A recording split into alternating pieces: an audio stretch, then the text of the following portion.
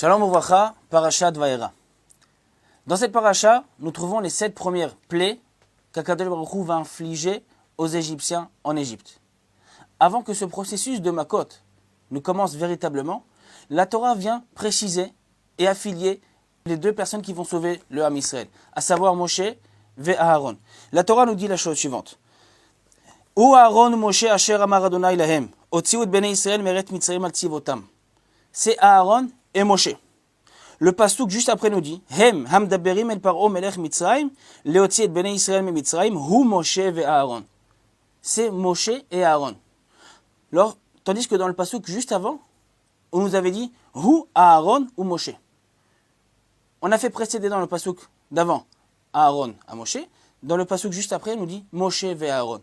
Rashi va essayer d'expliquer pourquoi certaines fois on fait précéder Aaron et d'autres on fait précéder Moshe. En sachant qu'Aaron était plus âgé que Moshe, de 3 ans, mais Moshe, c'est Moshe. Rashi dit la chose suivante. Rashi explique en disant la chose suivante. Yesh mekomot shemagdim Aaron le Moshe, veyesh mekomot shemagdim Moshe le Aaron. Lomar lecha sheshkulim ke'echad. Rashi nous explique en disant certaines fois, la Torah va donner la priorité à Moshe, ou Moshe ve Aaron, d'abord Moshe et ensuite Aaron, et d'autres, la Torah va faire précéder Aaron de Moshe, ou Aaron ou Moshe. Rachid nous dit tout ça pourquoi? Pour nous dire que ces 2 grands tzadikim, Moshe et Aaron, shkulim ke'echad, étaient égaux, se valaient. Moshe égale à Aaron. Les commentateurs de Rashi posent la question suivante. Comment peut-on dire que Moshe et Aaron sont égaux? Ça va à l'encontre de tout ce qu'on a appris jusqu'à présent.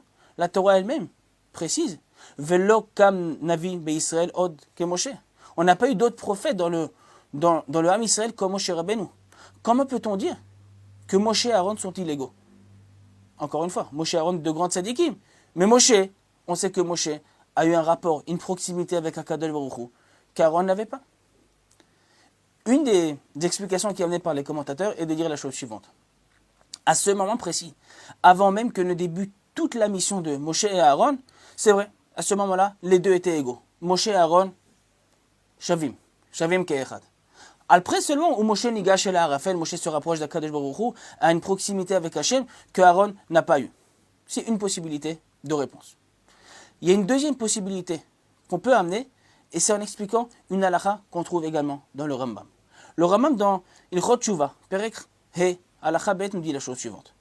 Al yavor b'machashavtecha davar ze sheomrim tipshei haumot verov golmei bnei Israël. Shakadosh Baruch Hu gozer el adam mitchilat brieto liot tzadik ou rasha. Ne pense pas, dit le Rambam, comme ces gens qui n'ont aucun sechel et qui pensent que Akadosh Baruch Hu va décider pour l'homme si l'homme sera tzadik ou bien rasha. Dit le Rambam, en davar ken. C'est totalement faux.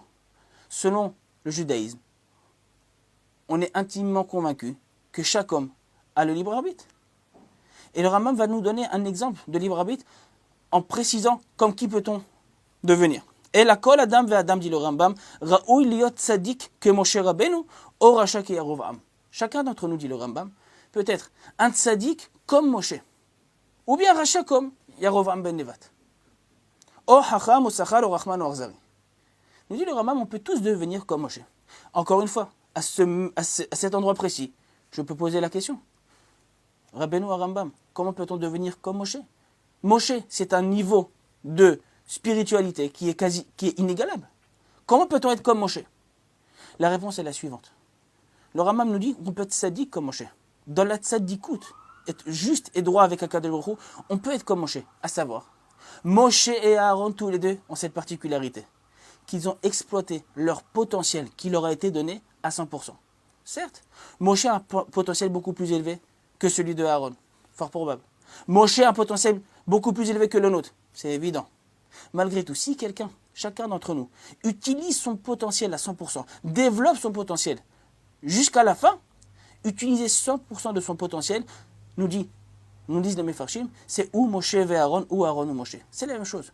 Les 2 sont égaux, à savoir, les 2 ont exploité leur potentiel à 100%.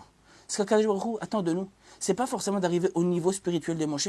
Moshe a un niveau spirituel très élevé. Même Aaron, c'est un niveau de spiritualité qui est extrêmement élevé.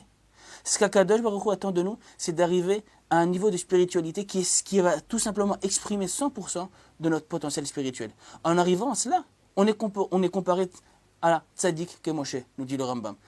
Lorsqu'on exploite 100% de notre patrimoine culturel et spirituel, en faisant des mitzvot, en étudiant la Torah, en se rapprochant par cette façon d'Akadosh Baruch Hu, c'est comme ça qu'Akadosh Baruch Hu peut nous qualifier de tzaddik comme Moshe Rabbeinu.